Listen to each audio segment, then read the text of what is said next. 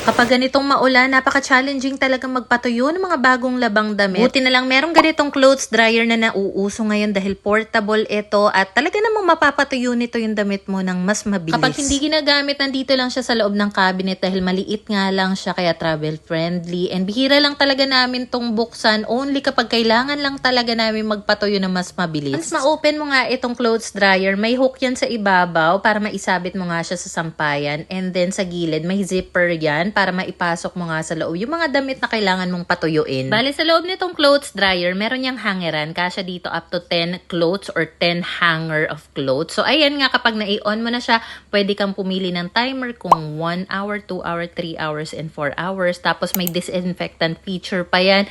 May level 1 and level 2 yan. Kapag mga delicate na mga materials or fabric, level 1 mo lang. Like mga silk, ganyan. Pero kapag mga cotton, yung mga pang everyday clothes, pwede na yan sa level 2. So, ayan nga pala, yung mga kailangan ko pang patuyuin. Ito kasi yung mga pinaglalabhan kaninang umaga ni Pinggoy bago pa man din umulan.